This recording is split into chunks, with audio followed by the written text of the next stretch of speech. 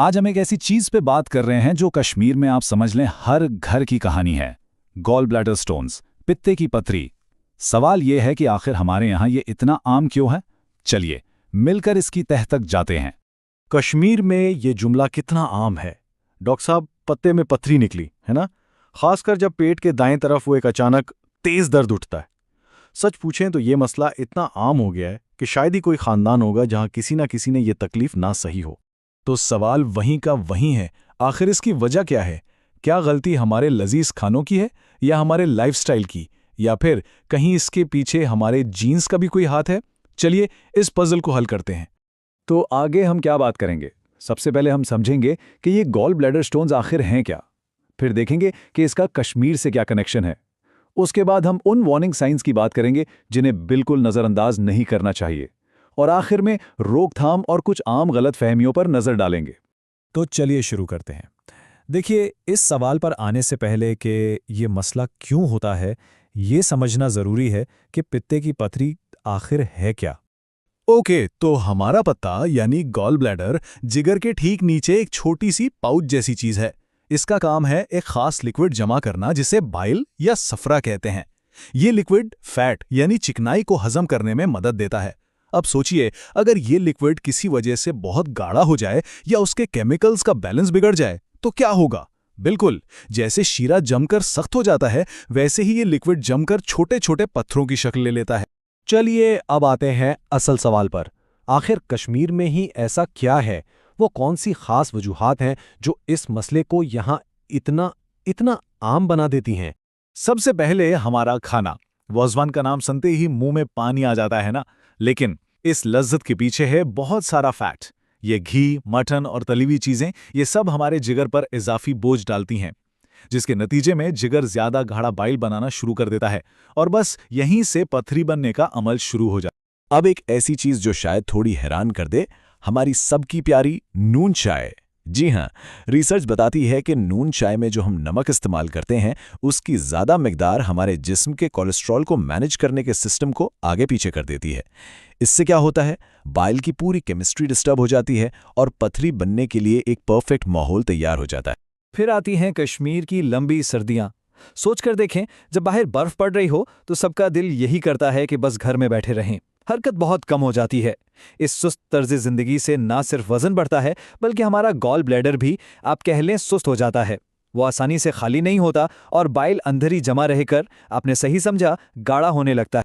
एक और फैक्टर जो अब बहुत आम हो गया है, मोटापा और फैटी लिवर। ये दोनों चीज़ें सीधा सीधा गॉल स्टोन्स का खतरा बढ़ाती हैं। लेकिन यहाँ एक अजीब बात है, बहुत तेज़ी से वजन कम करना यानी क्रैश डाइटिंग, वो भी इतना ही खतरनाक है। जब कोई अचानक खाना पीना बहुत कम कर देता है तो उसका जिस्म उसके जवाब में बाइल को और भी ज़्यादा गाढ़ा कर देता है, तो खतरा और बढ़ जाता है। अच्छा, कुछ चीज़ें ऐसी भी हैं जिन पर हमारा कंट्रोल नहीं होता, जैसे हार्मोन्स। इसीलिए ख़वातीन में यह मसला मर्दों के मुकाबले ज़्यादा देखा जाता है, खासकर हमल के दौरान। और स्टडीज़ ये भी बताती हैं कि शुमाली हिंदुस्तान और हिमालयी खित्ते में रहने वाले लोगों में जेनेटिक तौर पर ही गॉल स्टोन्स बनने का रुझान थोड़ा सा ज़्यादा है।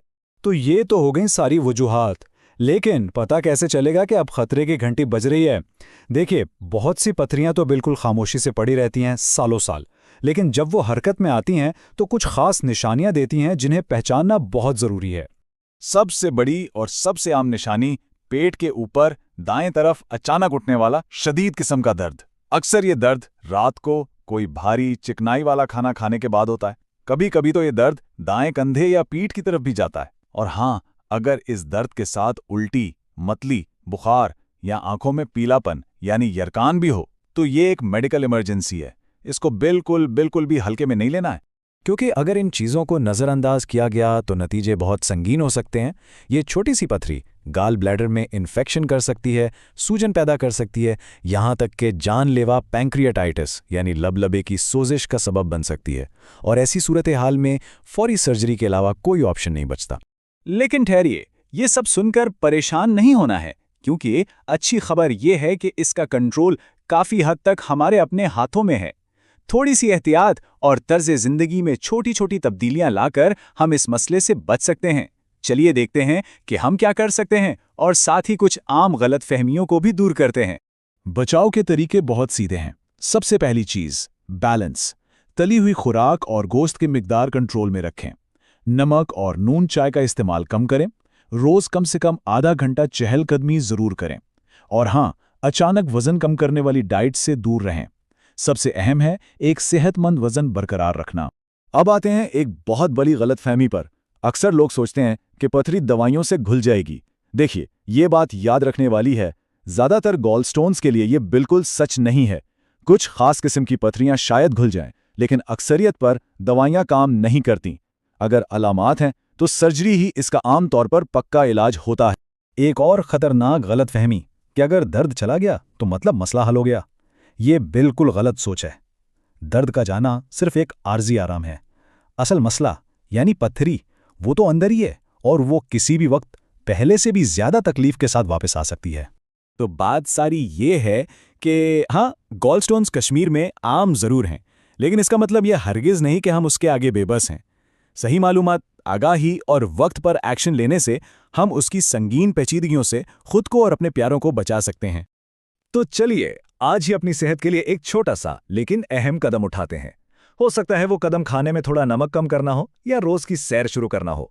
और सबसे अहम बात, अगर किसी को भी ऐसी कोई अलामत महसूस हो तो प्लीज उसे नजरअंदाज ना करें।